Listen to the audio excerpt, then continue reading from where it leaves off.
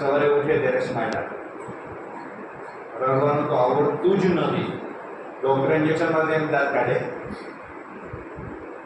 એની mummy એને તેડવામાં વાર લાગે, ઉપાડવામાં વાર લાગે, કામમાં હોય તો એમ કે એક મિનિટ હું આવું છું.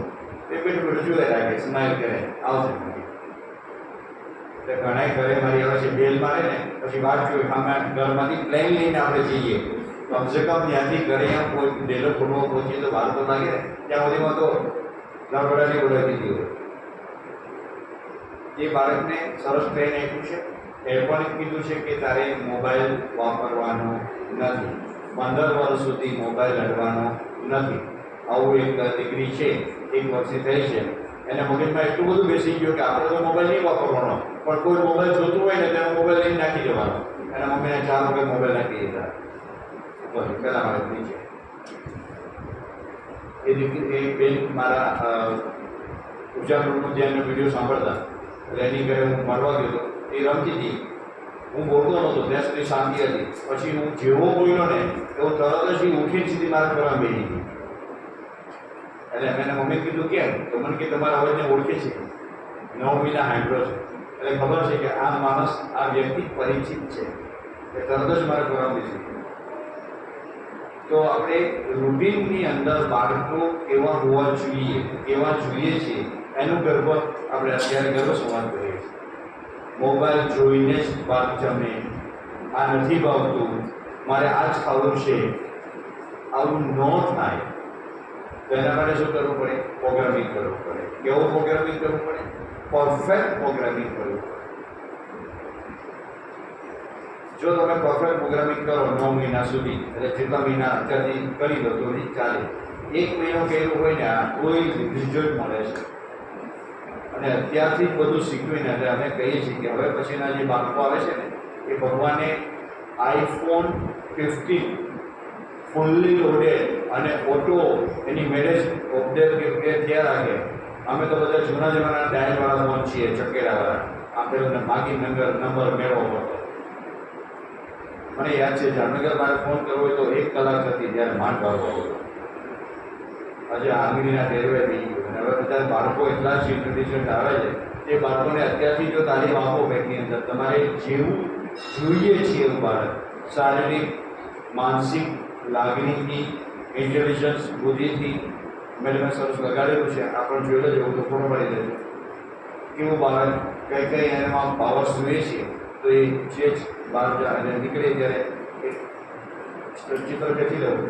અને આવું આપણે જાતે પણ બનાવી શકીએ આપણા ઘર માટે. ડ્રીમ ચાઇલ્ડ, એના માટે બાળકનો ફોટો, એની નીચે વ્યક્તિનો ફોટો, અને એની નીચે સજેશન વિવેકાનંદ, તો એની અંદર નીચે ગાંધીજી, સત્યગ્રહ. તો એવું તમે લખીને ચાર્ટ બનાવી શકો. અને આધુનિક લોકોને પણ લઈ શકો. અત્યારના જે હીરો છે એવા લોકોને પણ લઈ શકો. તેવું બનાવી દો, રોજ રિઝલ્ટ આવશે. પણ અત્યારે આપણે ગર્ભ સંવાદ કરવી લગભગ 4 થી 5 મિનિટ થશે. એ દરમિયાન પેટ પર હાથ રાખવાનો છે, બાકીના લોકો સાંભળશે. ચાલો, પેટ પર હાથ, આંખો બંધ, મન શાંત, વિચારો શાંત. Now relax, now relax, now relax. એ દિવ્ય આત્મા, તું અમને સારી રીતે સાંભળી રહ્યો છે, મારા અવાજને સરસ રીતે સાંભળી રહ્યો છે. અમે જે આપની સાથે જે વાત કરી રહ્યા છીએ એ વાત આપને સમજાઈ રહી છે. ચાલો આપણે એક સરસ વાત કરીએ. તું જ્યારે દુનિયામાં પ્રવેશ કરીશ, પૃથ્વીમાં પ્રવેશ કરીશ, ત્યારે સૌથી પહેલાં રુદન કરવું પડશે. એ રુદન કરી દઈશ, ત્યારબાદ કાયમ માટે હસતો ચહેરો રહેશે તારો. આપનો હસતો ચહેરો જોઈને બધા જ ખુશ થશે અને મારા એટલે કે તારા મમ્મીના, માતાના હૃદયમાં ખૂબ આનંદ થશે. જ્યારે સવારે ઉઠે છે ત્યારે આપના ચહેરા ઉપર સરસ સ્માઇલ છે, રમવાનું ચાલુ છે. મારી સામે, આપની સામે, મારી માતા સામે જુએ છે અને સરસ રીતે એની સાથે વાતચીત કરે છે, એની સાથે સંવાદ કરે છે. જે પણ કંઈ કામ હોય, જે પરિસ્થિતિ હોય, દરેક પરિસ્થિતિમાં આપણા ચહેરા ઉપર સરસ સ્માઇલ જળવાઈ રહ્યો છે.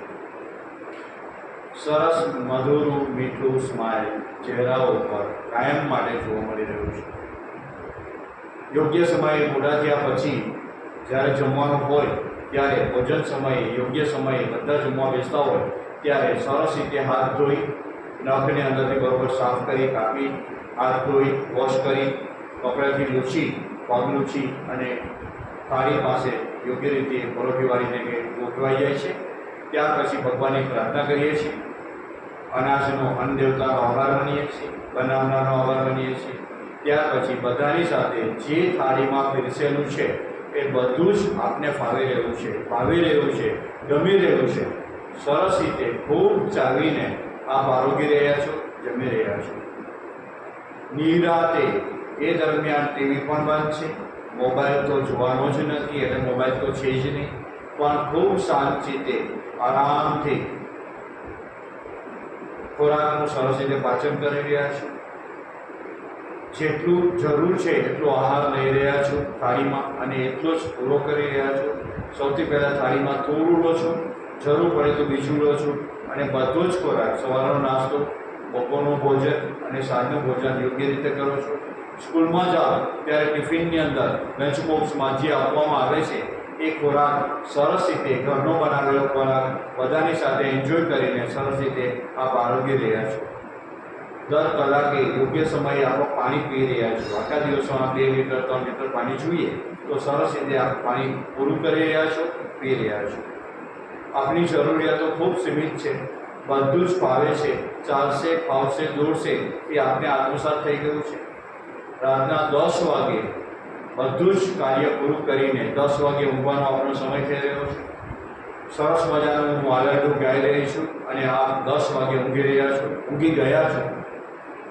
વહેલી સવારે 4 વાગે, 5 વાગે, 6 વાગે યોગ્ય સમયે આપની ઊંઘ ઉડે છે અને આપની દિનચર્યા ચાલુ થાય છે. આ લાઈફ ટાઈમ આ રીતે ગોઠવાઈ ગયું છે. સાંજનું ભોજન સૂર્યાસ્ત પહેલાં, સૂર્ય અસ્ત થાય એ પહેલાં જમી રહ્યા છો. સવારનો નાસ્તો આપણા ટાઈમ ટેબલ મુજબ, સ્કૂલની અનુકૂળતા મુજબ 8, 8:30, 7:30 કરી લીધો છે. બપોરનું ભોજન 12:30 થી 1ની વચ્ચે યોગ્ય સમયે કરી રહ્યા છો અને સાંજનું ભોજન 6-7 વાગ્યા પહેલાં કરી રહ્યા છો. આ લાઈફ ટાઈમ તમારામાં ઇનબિલ્ટ આ પ્રોગ્રામ થઈ રહ્યો છે. એ કાયમ માટે આરોગ્ય જાળવવા માટે આ આપને આત્મસાત થઈ રહ્યું છે. ઊંઘ સરસ રીતે થઈ રહી છે. રાતના 10 વાગે ઊંઘી જાઓ છો, સીધા સવારે જ્યારે ફીડિંગની જરૂર પડે ત્યારે નાના હોય ત્યારે, બાકી મોટા થઈને સવારે સીધા જ ઉઠીને બ્રશ કરો છો, યોગ્ય રીતે દાંતણ કરો છો, મંજન કરો છો, પછી ટોયલેટ જાઓ છો, યોગ્ય રીતે સ્નાન કરો છો, જાતે જ સ્નાન કરો છો. પૂરેપૂરા સરસ રીતે સ્નાન કર્યા પછી સરસ રીતે માથું ઓળો છો, કપડાં પહેરો છો અને સરસ રીતે જાતે જ તૈયાર થઈ જાઓ છો. સ્કૂલનો સમય થાય ત્યારે તમારું દફતર, પેન્ટિંગ એ રેડી છે, બુટ સરસ રીતે પહેરી લીધા છે, મોજા પહેરી લીધા છે, હોમવર્ક ચેક થઈ ગયું છે, નોટબુકો ચેક થઈ ગઈ છે. યોગ્ય સમયે વાહન આવવાનું હોય ત્યારે એની 2 મિનિટ પહેલાં તમે રેડી છો અને જેવું વાહન આવે એવું, અથવા તો આપણે મૂકવા જઈએ ત્યારે તરત જ તૈયાર છો અને સ્કૂલે યોગ્ય સમયે યોગ્ય રીતે સ્કૂલે પહોંચો છો. શાળા તમને ગમી રહી છે, એની પ્રાર્થના ગમી રહી છે. દરેક પ્રવૃત્તિઓ, શાળાની દરેક પ્રવૃત્તિમાં ભાગ લઈ રહ્યા છો. ભણવામાં ખૂબ હોશિયાર છો, નવું જ્ઞાન મેળવી રહ્યા છો. સરસ ટીચરો માટે પ્રિય છો, ટ્રસ્ટીઓને પણ પ્રિય લાગી રહ્યા છો, મિત્રોને પણ પ્રિય લાગી રહ્યા છો. વાલીઓ પણ તમારા વખાણ કરી રહ્યા છે અને ઘર આખું આપના વખાણ કરી રહ્યું છે. સરસ રીતે ભણતર ભણી રહ્યા છે. વડીલો આવે ઘરે ત્યારે જે વડીલ હોય એ પ્રમાણે આદર સત્કાર કરી રહ્યા છો.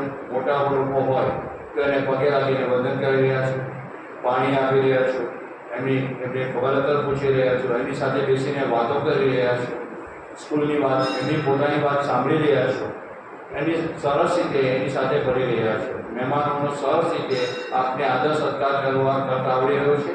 મહેમાન ઘરમાં આવે ત્યારે હાથમાં સામાન હોય તો એ લઈ લો છો, સરસ રીતે મહેમાનને બેસાડો છો. મહેમાન વિદાય થાય તો દરવાજા સુધી અથવા તો એના ગાડી સુધી તમે એને મૂકવા જાઓ છો. આ ખૂબ સરસ રીતે રિસ્પેક્ટ રીતે કરી રહ્યા છો. મહેમાન ગિફ્ટ આપે ત્યારે એ વિવેકપૂર્ણ રીતે આપણે ના પાડી રહ્યા છીએ અને આપણું જે કંઈ છે એનાથી આપણે સંતોષ થઈ રહ્યો છે. જે કપડાં છે એનાથી સંતોષ થઈ રહ્યો છે. જે સાધન સગવડ છે એનાથી પૂરેપૂરો સંતોષ થઈ રહ્યો છે. આપનો વિકાસ ખૂબ સરસ રીતે થઈ રહ્યો છે. દરેક રમતની અંદર આપ રસ લઈ રહ્યા છો. સંગીત મ્યુઝિક આપણે ગમી રહ્યું છે, ડ્રોઈંગ ગમી રહ્યું છે, દરેક એક્ટિવિટી ગમી રહી છે, ચેસ સરસ રીતે રમી રહ્યા છો. દરેક વસ્તુની અંદર થોડું થોડું જ્ઞાન મેળવી રહ્યા છો. અમુક વસ્તુની અંદર પાવરફુલ ચેસની અંદર માસ્ટરી મેળવી રહ્યા છો, ત્યાં મ્યુઝિકની અંદર ખૂબ આગળ વધી રહ્યા છો, અથવા પેઇન્ટિંગની અંદર ખૂબ આગળ વધી રહ્યા છો. એવું કોઈ સબ્જેક્ટ તમને પ્રિય રીતે ગમી રહ્યો છે, એ તમારો શોખ છે, હોબી છે, જરૂર પડે ત્યારે એમાંથી ઇન્કમ મેળવી રહ્યા છો. તમને સરસ રીતે દરેક જ્ઞાન આત્મસાત થઈ રહ્યું છે અને આપનો વિકાસ ખૂબ સરસ રીતે થઈ રહ્યો છે. આપને અમે વાત કરી, આપને ગમી હશે, પસંદ પડી હશે, તમે એનો રિસ્પોન્સ આપી રહ્યા છો. હવે આપણે ફરીથી સાંજે ફરીથી મળીશું. અત્યારે અમે ગર્ભ સંસ્કાર જે વાત સાંભળી રહ્યા છીએ તે આપણા સુધી પહોંચી રહી છે. ત્યાં સુધી ચાલો આવજો, બાય. બન્યા કઈ કશો 1 2 3 આંખ ઉપર રાખી દો. 3 વખત આ કોરોને બંધ કરો. ચહેરા ઉપર હાથ ફેરવો. આ એક સેમ્પલ છે. આમાં બધા જ ફેરફારો કરી શકાય. આ બધા જ આદેશ ઇંગ્લિશમાં આપી શકાય. જો ઇંગ્લિશ ફ્લુઅન્ટ આવડતું હોય તો ઇંગ્લિશમાં આપી શકાય, હિન્દીમાં આવડતું હોય હિન્દી આવડી શકાય. બાળકને 3 ભાષા તો શીખવાડવી જ જોઈએ. માતૃભાષા તો આવડવી જ જોઈએ. ગુજરાતી, હિન્દી અને ઇંગ્લિશ એ સિવાય બીજી કોઈ ભાષા તમને ફાવતી હોય તો એ ભાષાનો પણ અભ્યાસ કરવો જોઈએ. રોજ અલગ અલગ ભાષાઓ ભલે 2-4 શબ્દો એ તમારે શીખવા જોઈએ તો બાળકનો સંપૂર્ણ વિકાસ થાય. તમે જ્યારે પૂજા કરતા હો ત્યારે 1 જ મિનિટ માટે ખાલી યાદ રાખી દો કે ચાલો આપણે પૂજા કરીએ. હું પૂજા કરી રહી છું, તારે પણ આ રીતે પૂજા કરવાની છે. આપણે ભગવાનનું ધ્યાન કરવાનું છે. આપણે અત્યારે પ્રાણાયામ કરવાનું છે. અત્યારે આપણે 7 ચક્રનું ધ્યાન કરી રહ્યા છીએ. અત્યારે આપણે ભોજન લઈ રહ્યા છીએ. અત્યારે આપણે ટીવીની આ ગમતી સિરિયલ જોઈ રહ્યા છીએ. તો આ બધું જ જે તમે કરો છો એને પહોંચાડો અને એની સાથે એનો મેસેજ આપો કે આવું શું કામ કરી રહ્યા છે, વાય, એનાથી ફાયદો છે. ગાંધીનગરમાં એક ઓફિસર બેન, એને એક બાળક હતું અને એ બેનને સર્વિસ સવારે 10 વાગે જવાનું થાય એટલે એનો મોટો દીકરો જે પેલો હતો એ રડે કાયમ માટે કે મમ્મી સ્કૂલે સર્વિસ ભણવા જાય. જ્યારે બીજું બાળક રહ્યું ત્યારે પહેલા મહિનાથી શરૂ કરી દીધું કે 10 વાગે મમ્મીએ ઓફિસે જવાનું છે, તારે બાય કહેવાનું છે અને પછી 6 કલાક કે 8 કલાક તારે સારી રીતે રમવાનું છે, યોગ્ય સમયે ભોજન કરવાનું છે, ઘરમાં બધાને મદદ કરવાની છે અને 6 વાગે મમ્મી આવશે ત્યારે તારે દરવાજે વાટ જોવાની છે અને પછી મારી સાથે અડધી કલાક પસાર કરવાની છે. આ કાયમી આખું પ્રોગ્રામિંગ કર્યો.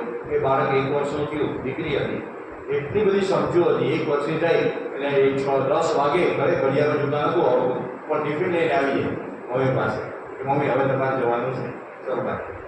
અને સાંજે એક્ઝેક્ટ 6 વાગે આવે અને મમ્મી સાથે અડધી કલાક. આ પ્રોગ્રામિંગ જે કંઈક કરો છો એ વાવો છો, જે વાવો છો એ ઉગવાનું જ છે. જેવું વાવશો એવું છે. કારણ કે હું સાથે એક દિવસ કરું છું એટલે મારે ઘણા બધા એવા કિસ્સાઓ આવતા હોય. એક કેસ એવો આવ્યો કે આ બાળક સતત રડે છે, સતત કોઈ રીતે પણ શાંત નથી રહેતું. ડૉક્ટરે ઊંઘના ટીપાએ ઘણા બધા ટીપાએ પણ ક્યાંય ફેર ના પડ્યો. તો મેં કીધું આનું રિઝલ્ટ ચેક કરીએ તો મેં કીધું કંઈ એવી ઘટના બની હતી પ્રેગ્નન્સી દરમિયાન તો કે હા 3 મહિના એવા ખરાબ ગયા હતા કે હું ખૂબ રેડી. તો મેં કીધું હવે એને સર છે હવે કેમ કાઢવી એના માટે પછી એના યોગ્ય રસ્તાઓ કીધા કે આ રીતે કરી શકાય. પણ એ બધું અઘરું છે. પેનથી લખવું હોય ને ચેકવું અઘરું પડે. પ્રોગ્રામિંગ થઈ ગયો હોય એને બદલાવો અઘરો પડે. આપણા મોબાઈલમાં વાયરસ ઘૂસી ગયો હોય તો એને કાઢવો અઘરો પડે, બધું ફોર્મેટ મારવું પડે. પણ અત્યારે સાવચેતીપૂર્વક આખો દિવસ હેપી એન્જોયમાં રહો, આનંદમાં રહો. હમણાં આજે સવારે લેખ વાંચતો હતો કે તમે ભોજન કરો છો એમાં વિટામિન પી છે અને મારા ડૉક્ટર મગજ ચેકવું હોય નવું વિટામિન ક્યાંથી વાત કમાવાના ધંધા છે. પછી ખબર પડી કે નહીં આ તો મેસેજ. પી માને પ્લેઝર માને આનંદ. તમે ભોજન કરો છો એમાં આનંદ મળે છે. વચ્ચે ઘટનાઓ કહું છું એ બહુ લાઇટલી લેજો. અમે લોકો પાલિતાણા ગયા હતા. અમારી ભોજનશાળા છે, જૈન છીએ. તો ભોજનશાળામાં સામે બધા બેઠા હોય તો એમાં એક બેન બેઠા હતા, મોટી ઉંમરના હતા. ફોન ચાલુ કર્યો અને એના ખાવું બહુ નહીં જમવાનું ચાલુ કર્યું અને એ દરમિયાન ખાતા જતા હતા. ત્યારે મને યાદ આવ્યું આ વાત તો ત્યારે કે એનું વિટામિન પી નહોતું ત્યારે, પણ એમાં પ્રેશર હશે કે સમય આનંદ હશે એ ખબર નહીં. પણ જે ભોજન કરો છો એમાંથી જો આનંદ મળે તો એન્ડોફિન નામનું હોર્મોન્સ આપણા બ્રેઇનમાંથી જરે, હેપી હોર્મોન્સ કહેવાય. સેરેટોનિન અને એન્ડોફિન એ ઘણી રીતે આવે છે. એક તો મોબાઈલ વાપરવાથી આવતું હોય, ના વાપરવો, એની જગ્યાએ જમવામાં આનંદ આવે, પ્રાર્થના કરવામાં આનંદ આવે, સ્માઇલ કોઈ કરતું હોય તો આનંદ આવે, સેવા થતી જુઓ તો પણ આનંદ આવે. એક સારી સ્ટોરી જેનો હેપી એન્ડ હોય એ તમે સ્ટોરી સાંભળો તો પણ સેરોટોનિન અને એન્ડોર્ફિન તત્વો આવે કે જેનો હેપી એન્ડ હોય, આનંદદાયક અંત હોય. તો આ રૂટીનમાં એવી સ્ટોરી વાંચવી જોઈએ, એવી સાંભળી પણ શકાય અને સતત મનને આનંદમાં રાખવાની કોશિશ કરવી જોઈએ. એની ભાવ એવું નથી કહેતો કે 9 મહિના દરમિયાન તકલીફો ન થાય, શારીરિક પણ થાય, માનસિક પણ થાય, લાગણીશીલ પણ થાય. ત્યારે આપણી જાતને પ્રોટેક્ટ કરવા માટે આ સાતચક્રનું ધ્યાન છે એ કામ આવે છે. સાતચક્રનું ધ્યાન કરવાથી આપણું ઓરા લેવલ એટલું પાવરફુલ બને છે કે બહારનું જે એટેક હોય, લાગણીઓ, ઇમોશન, એ એટેકને આપણા શરીર સુધી પહોંચવા દેતું નથી, મન સુધી પહોંચવા દેતું નથી. એ પ્રોટેક્શન લેયર બને છે. કારણ કે બધાના ઘરમાં બધું જ 9 મહિના સારું રહે એ અઘરું છે. અને ઘણી વાર જોબ કરતા હોય ત્યારે ઘણા બધા કોમ્પ્લિકેશન આવતા હોય છે. તો એની સામે પ્રોટેક્શન લેયર એ લેયર કયું તો આ સાતચક્રનું ધ્યાન એ નિયમિત કરવાથી, અને આ સાબિત થયેલું છે. ક્લિયરનો ફોટોગ્રાફી એ ફોટોગ્રાફી થાય છે અમદાવાદમાં અત્યારે પડે છે, 5000 રૂપિયાનો ફોટો પાડી દે. એ આપણા શરીરમાં 7 લેયર બતાવે. એમાં કયા લેયરમાં ડેમેજ છે, બ્લેક થતું હોય તો એમ કે આટલા 6 મહિના પછી તમને આ રોગ આવી શકે એ શક્યતા દેખાય. એ લેયર બધા જ કલર પરફેક્ટ દેખાવા જોઈએ. જે લોકો નિયમિત રીતે સાતચક્રનું ધ્યાન કરતા હોય એના 7 લેયર કલર એના એકદમ પરફેક્ટ લાઇનિંગ સાથે હોય. આ હું કહું છું એ બહુ સભાનતાથી કહું છું. એટલે સાતચક્રનું ધ્યાન કરવું ના કરવું એ તમારી પછીની વાત છે, પણ આના ફાયદા આટલા છે. 7 મિનિટ કાઢવાની છે. ક્યાં બેસન કરી શકાય? સેટિંગ ઉપર, ખુરશી ઉપર, ચેર ઉપર, જ્યાં તમને અનુકૂળ હોય ત્યાં. જરૂર નથી પળોટી વાળી શકાય, સીધા પકડીને કરી શકાય. As you wish. એક સુધા સાતચક્રનું ધ્યાન નથી કરાવતું, બેસીને કરી શકાય. એને ખુરશી પર બેસો તો નીચે પાથરવાનું ન રાખવું, અર્થિંગ ન થવું જોઈએ, જમીનને આપણા પગ અડકવા ન જોઈએ અને કરી શકાય. હવે સાતચક્રના ધ્યાનમાં કોઈ સવાલ હોય તો કયો, એની ક્વેશ્ચન? આશરે 9 વખત. આશરે 9 વખત. એટલે તમે એકવાર તમે 9 વખત બોલીને ઘડિયાળ જોઈ લો, 1 મિનિટ થવી જોઈએ. હવે 1 મિનિટમાં આપણે કઈ રીતે બોલીએ છીએ એની પર આધારિત છે. જો મશીન ગની જેમ ધડાધડ બોલીએ તો 24 વખત થાય, પણ નિરાતે બોલીએ તો લગભગ 7 થી 9 વખત. મારી એવરેજ 7 થી 9 છે. 9 મિનિટ 9 વખત બોલું તો લગભગ 1 મિનિટ 4 સેકન્ડ થાય. પણ એકવાર આપણે ટેસ્ટિંગ કરી દો, જોયું તો એ નહીં. શ્વાસ ન લો તો ચાલશે, ડીપ શ્વાસ ન લો તો ચાલશે, ઓટોમેટિક થઈ જશે. એ બ્રિધિંગ કરવાની જરૂર નથી, કારણ કે વચ્ચે વચ્ચે શ્વાસ લેવાશે. દાખલા તરીકે જો આ રીતે બોલ્યા લમ, પછી શ્વાસ લઈ લો, પણ કોન્સ્ટન્ટ બોલતા હો. કારણ કે હું એ કરું છું મારા જાત પર, મારો પર્પઝ જુદો છે એટલા માટે. તો હું એક સાથે એક જ શ્વાસે પૂરું કરું છું, કારણ કે એના પાછા ફાયદા જુદા છે. પણ આ મારા ચાલો કોઈ મારવાની, કારણ કે એ જી કઈ જગ્યાએ ઓમ. જો આ રીતે મારી દ્રષ્ટિએ આ રીતે બોલાય, પણ એમાં બધું ફ્લેક્સિબલ છે. તમને જે એમાં અલગ અલગ પ્રયોગ કરી શકાય, તમને જે ઉચ્ચારો એમાં ચેન્જ કરી શકો છો. આ રીતે બોલી શકાય. હું આ રીતે બોલું છું.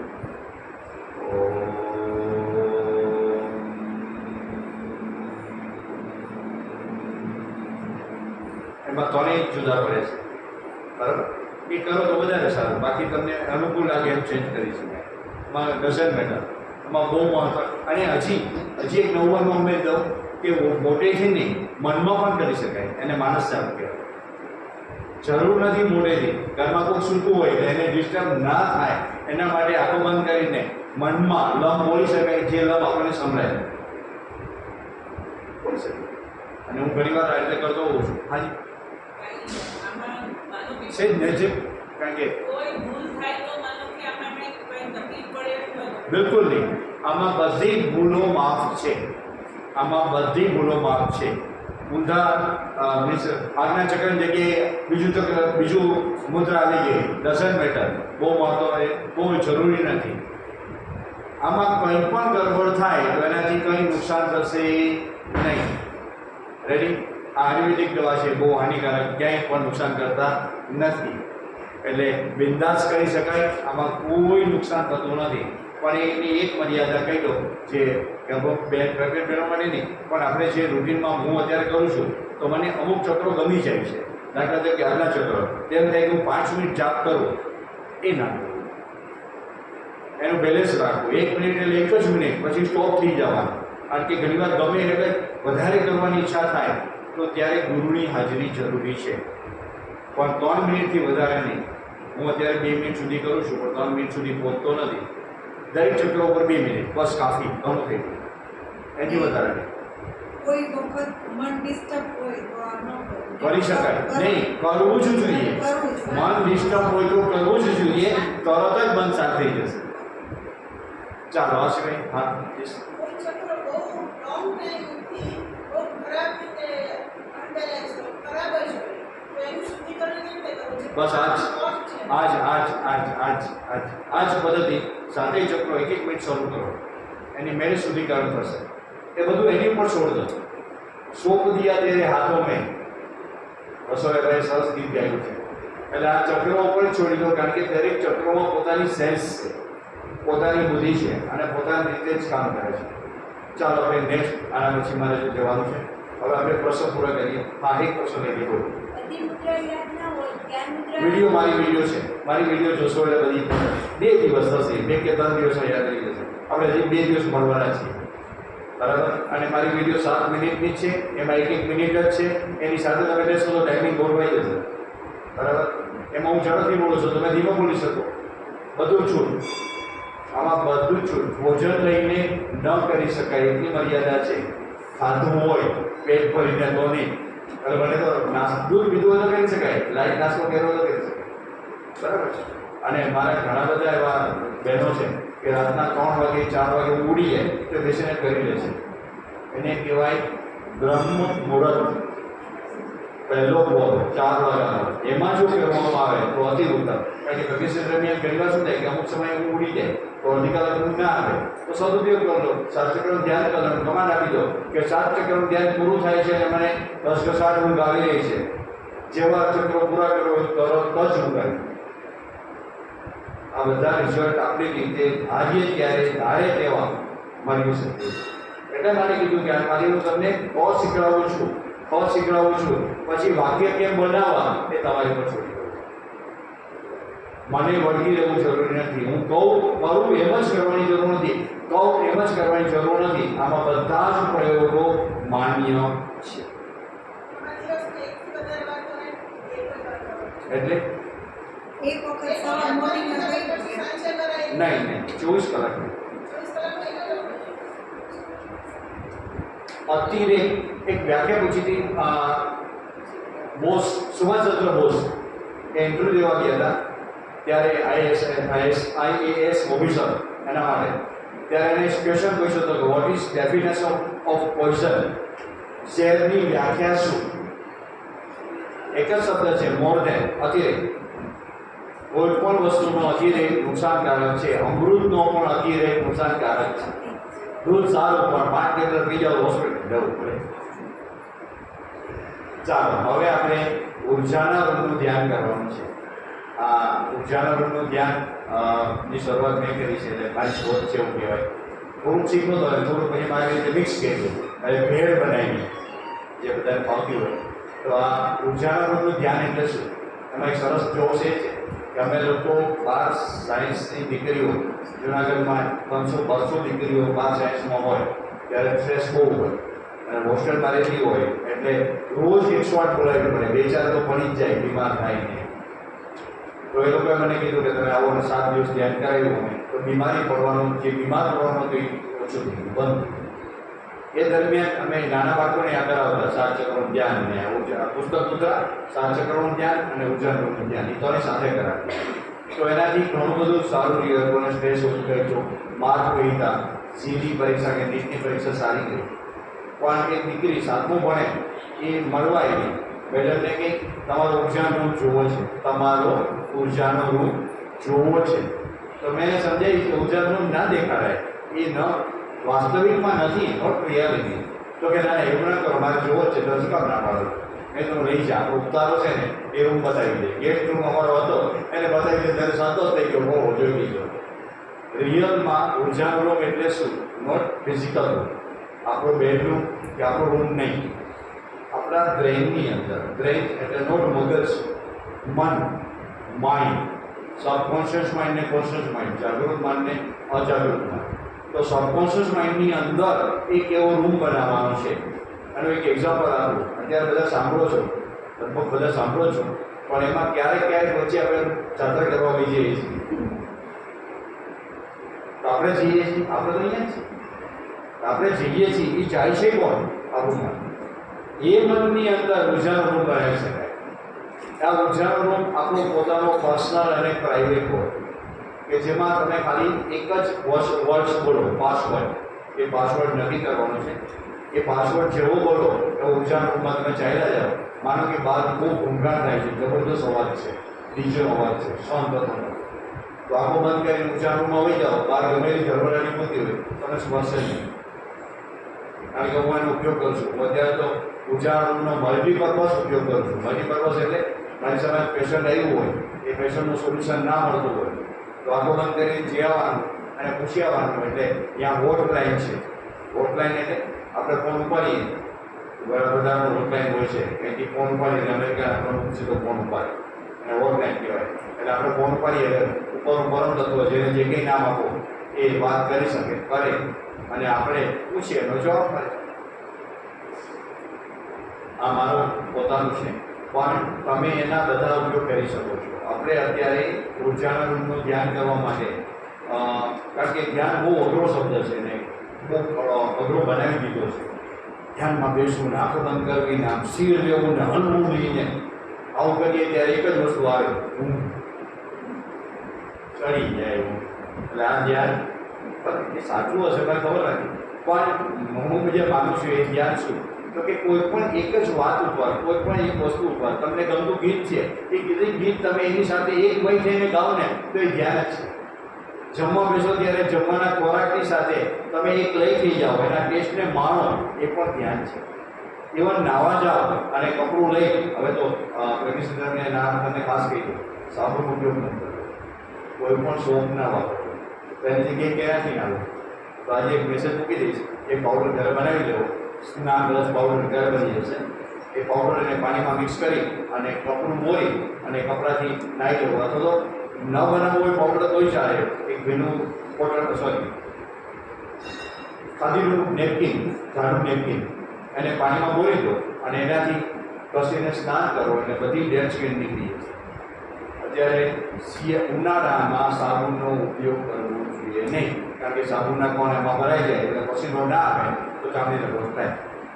અને બાળકને પણ એના જન્મ પછી એવું જોન્સન એન્ડ જોન્સન એની જગ્યાએ આપણો આ સ્નાન પાવડર એનાથી બાળકને નવડાવવું જોઈએ. કાલે આપણે લેશું બાળકને શું નવડાવવું, કેવી રીતે માલિશ કરવું, એ કાલે લેશું.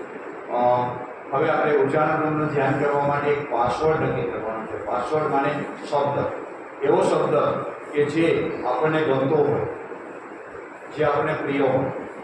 ભગવાનનું નામ, પતિનું નામ, આપણું પોતાનું નામ. આ પાસવર્ડ બને ત્યાં સુધી પર્સનલ રાખો, શેર ના કરો.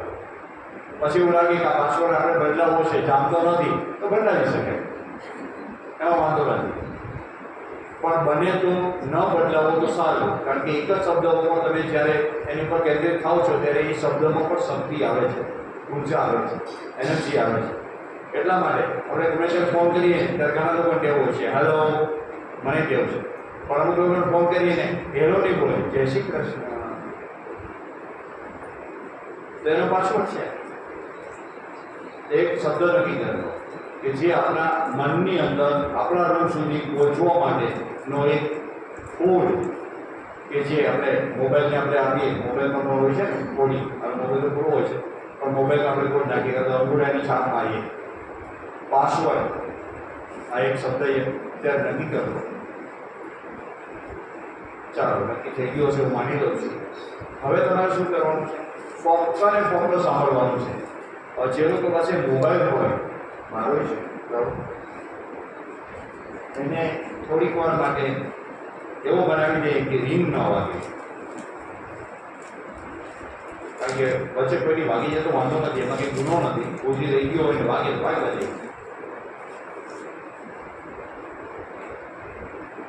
પછી પાછું પૂરું થાય એટલે મોબાઈલ ચાલુ કરી દેજો, નહીં તો ઘરના ટેન્શન રાખશે તારે. સ્વિચ ઓફ કર્યા પછી અથવા તો સાયલેન્ટ કર્યા પછી આપણે યાદ ના આવે તો સામેવાળા દોસ્ત ફોન કરે, ટેન્શનમાં રહે. સારું, ચાલો. ફક્ત ને ફક્ત સાંભળવાનું છે.